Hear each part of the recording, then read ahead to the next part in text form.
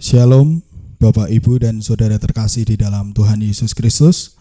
Puji Tuhan, saat ini kita kembali bergabung di dalam channel YouTube GKJ Prambanan dalam konten Cahaya Kasih, episode yang ke-23. Pada hari ini kita akan angkat tema kita hari ini adalah kerukunan sumber berkat. Sebuah tema yang sangat indah, mengandung janji Tuhan kepada kita, sebuah kunci untuk mendapatkan berkat di dalam kehidupan kita. Marilah kita siapkan hati kita untuk masuk dalam renungan, dan Tuhan Yesus memberkati.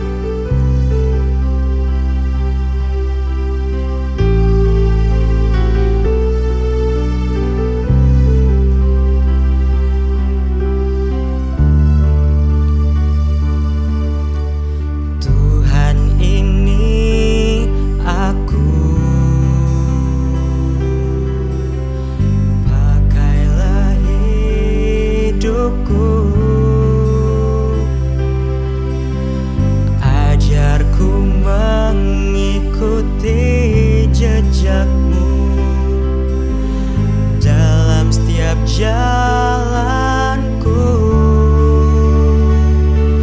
jadikanku saksimu, garam dan terangmu, melalui tutur kata dan perbuatanku, segenap hidupku, harumkan namamu, memancarkan kasihmu di setiap langkahku.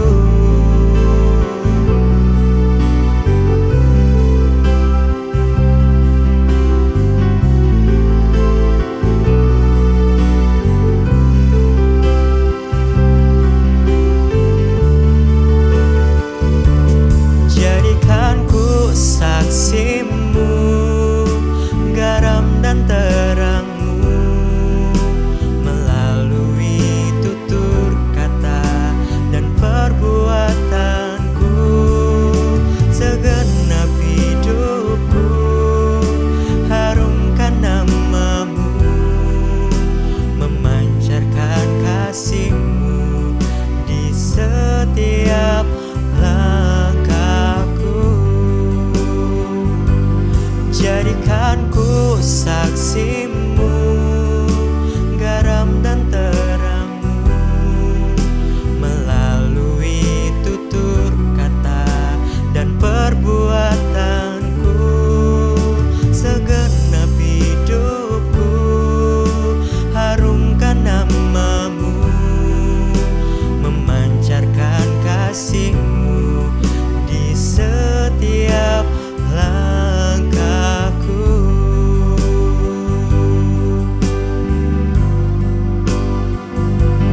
Jadikanku saksimu, garam dan terangmu, melalui tutur kata dan perbuatanku, segenap hidupku, harumkan namamu, memancarkan kasihmu di setiap langkahku.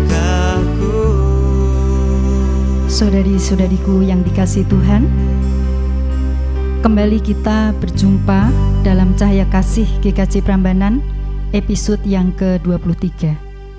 Hari ini kita akan belajar dari kitab Mazmur 133 ayat yang pertama sampai dengan 3.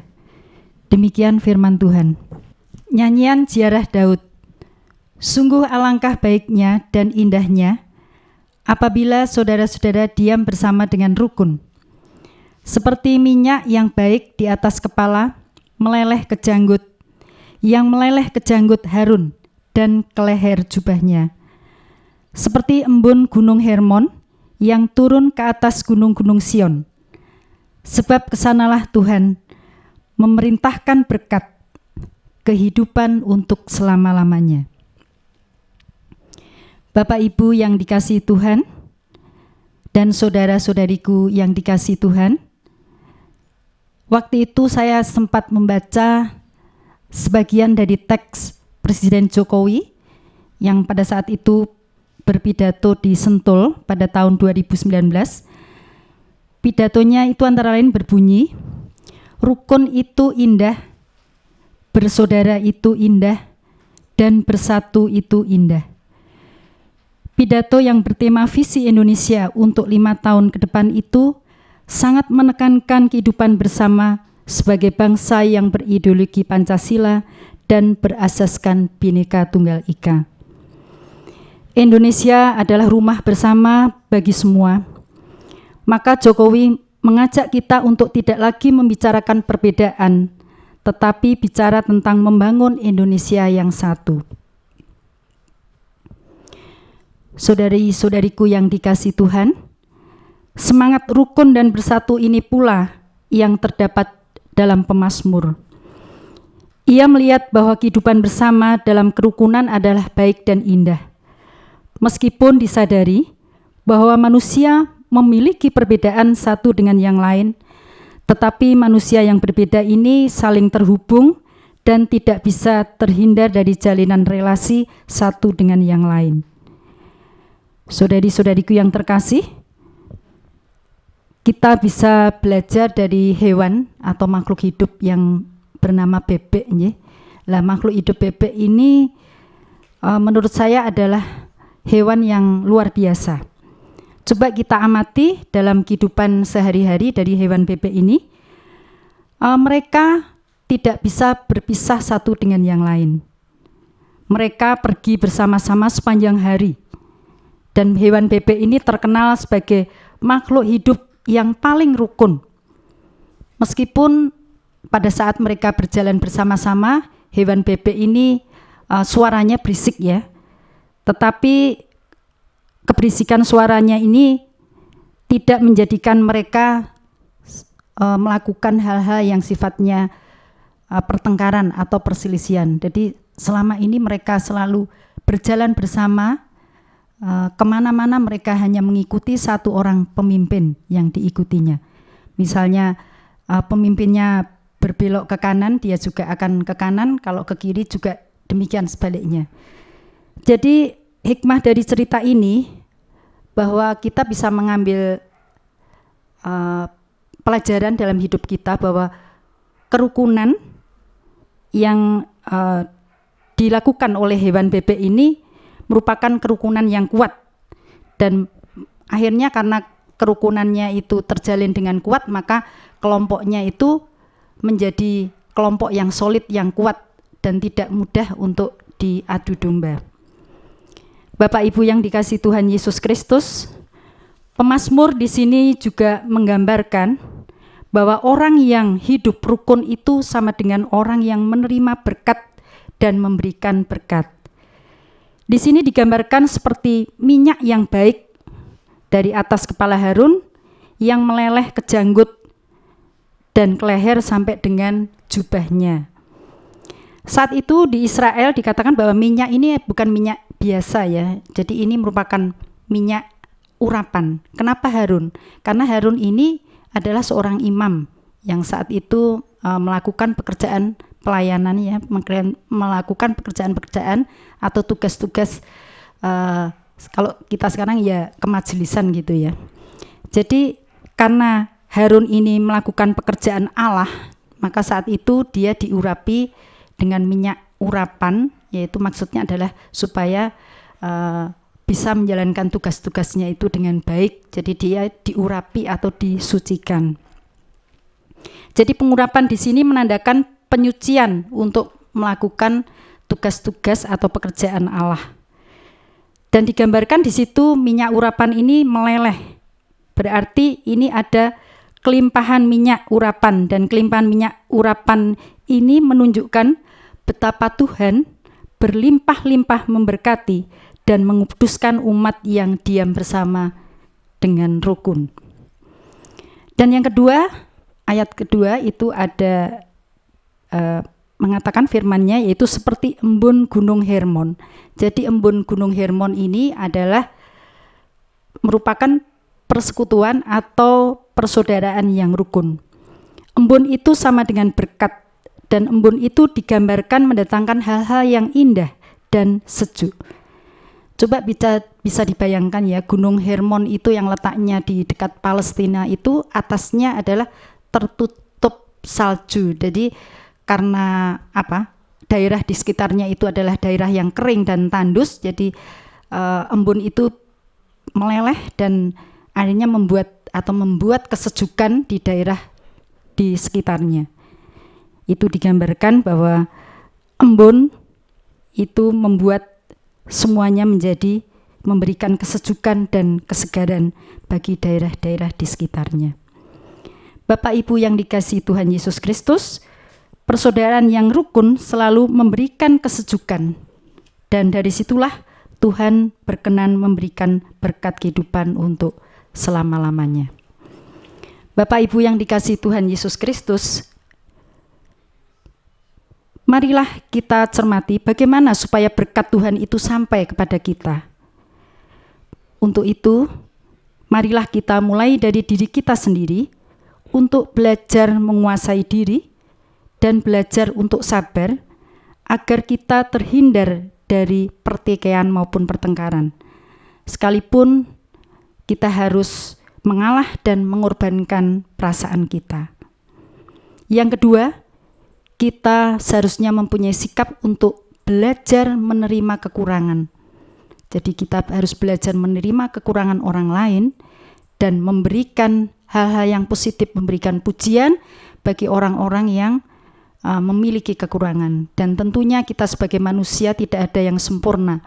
Pasti di sana-sini kita banyak kekurangan dan kelemahan. Namun bukan hal itu yang kita kemukakan kepada orang itu, tetapi ambil sisi-sisi positifnya, sisi-sisi kelebihan dari orang yang bersangkutan, sehingga salah satu hal itu akan bisa menimbulkan tindakan atau sikap kerukunan yang dimaksudkan begitu. Jadi tindakan apa yang kita lakukan itu menyebabkan kerukunan, kebersamaan bagi semua orang. Namun demikian, akhir-akhir ini Bapak Ibu saudara-saudari yang dikasihi Tuhan, kata rukun itu memang kelihatannya sederhana, tetapi sangat sulit untuk dilakukan di dalam kehidupan sehari-hari. Namun kerukunan ini berdampak sangat luas akibatnya. Jadi kenapa kerukunan akhir-akhir ini sering tidak bisa dilakukan? Karena akhir-akhir ini banyak sekali kejadian-kejadian yang sungguh-sungguh membuat orang menjadi cemas dan takut. Karena sedikit ada persoalan, maka emosi saat itu juga akan meledak-ledak. Jadi mereka mempunyai sikap yang egois, sikap yang kurang menguasai diri. Jadi kontrol dirinya kurang, sehingga apapun itu pasti akan terjadi suatu pertikaian dan pertengkaran. Bapak Ibu bisa melihat di beberapa media sosial akhir-akhir ini, hanya suatu masalah yang sepele, misalnya seorang ayah karena kesal melihat anaknya yang dinasihati tidak menuruti apa nasihat orang tua, seorang ayah tega untuk menganiaya anak dan akhirnya menghilangkan nyawa anak itu. Demikian juga di dalam Alkitab pernah kita juga membaca tokoh Alkitab saat itu, yaitu Kain yang mempunyai perasaan benci dan iri kepada adik kandungnya sendiri, sehingga dia tega membunuh adik kandungnya sendiri yang bernama Habil. Demikianlah salah satu contoh di dalam Alkitab maupun kehidupan sehari-hari. Banyak sekali mungkin kasus-kasus yang terjadi, dan sekarang sudah dalam proses hukum, banyak sekali hal-hal yang kejadian-kejadian yang kasus yang menghilangkan nyawa orang lain.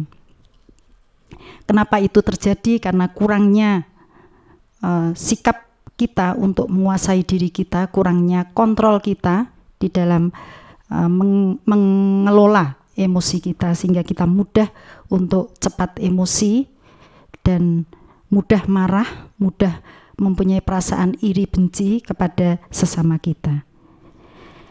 Bapak Ibu yang terkasih di dalam Tuhan Yesus Kristus, sesungguhnya dengan kita mulai menguasai diri kita sendiri. Kita awali dari diri kita sendiri untuk belajar menguasai diri sendiri, belajar untuk menghargai orang lain, belajar untuk sabar. Itu bisa menghindarkan kita dari pertengkaran dan perselisihan. Kemudian yang kedua adalah belajar untuk menerima kekurangan orang lain. Sesungguhnya hal itu tidak sederhana, tetapi memang sangat sulit dilakukan. Namun marilah kita mencoba mengawali dari diri kita sendiri. Dengan melakukan hal-hal tersebut di atas, kita sudah menerima berkat dari Tuhan. Marilah kita hidup rukun dan damai dengan siapa saja di sekitar kita, baik itu di lingkungan tempat tinggal kita, di lingkungan keluarga kita, di lingkungan pekerjaan kita, maupun di lingkungan kehidupan bergereja. Penguasaan diri ini bisa dilatih dan dilakukan secara terus-menerus dengan kemauan yang keras. Dengan belajar menguasai diri ini, kita mendapatkan kebaikan bagi diri kita sendiri. Seperti kata Amsal di sini, orang yang sabar melebihi seorang pahlawan, dan orang yang menguasai dirinya sendiri melebihi orang yang merebut kota. Bapak Ibu yang dikasihi Tuhan, memelihara kerukunan harus menjadi prioritas yang utama di dalam kehidupan kita, dan itu harus didahulukan dalam segala keadaan. Jadi ketika kita hidup rukun, maka di sanalah berkat Tuhan akan mengalir. Tuhan memberkati. Amin. Marilah Bapak Ibu Saudara-saudari yang dikasihi Tuhan, kita tutup renungan cahaya kasih pada hari ini dengan doa. Bapa Surgawi, kami menghadap kembali ke hadirat-Mu, mengucap syukur dan terima kasih atas terselenggaranya renungan cahaya kasih pada hari ini. Biarlah melalui firman-Mu ini, kami bisa belajar untuk menguasai diri kami. Kami bisa belajar untuk bersabar. Kami bisa belajar untuk rendah hati. Kami bisa belajar untuk menjauhi pertikaian dan perselisihan. Kami belajar untuk dapat mendamaikan, untuk dapat menjadi mediator di dalam saudara-saudara kami memohon penyelesaian permasalahan hidupnya. Tuhan Yesus, biarlah firman Tuhan ini boleh menguatkan iman percaya kami di dalam kami menerapkan kehidupan kami sehari-hari. Terima kasih Tuhan. Seluruh doa kami ini kami mohonkan hanya di dalam nama Tuhan kami Yesus Kristus. Kami berdoa dan mengucap syukur. Amin.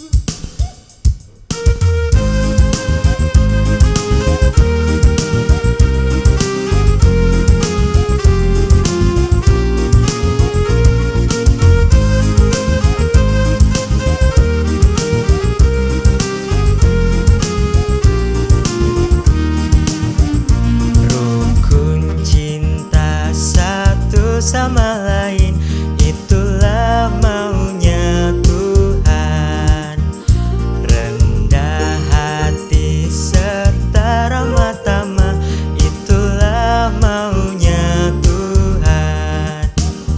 Tunjukkan, saksikan, Tuhan minta buktinya.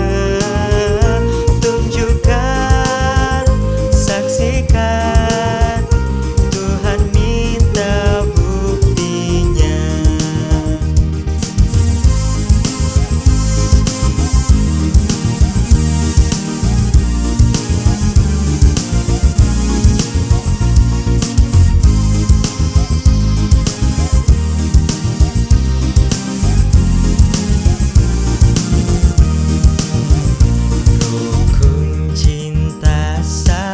sama lain, itulah maunya Tuhan. Rendah hati serta ramah tamah, itulah maunya Tuhan. Tunjukkan,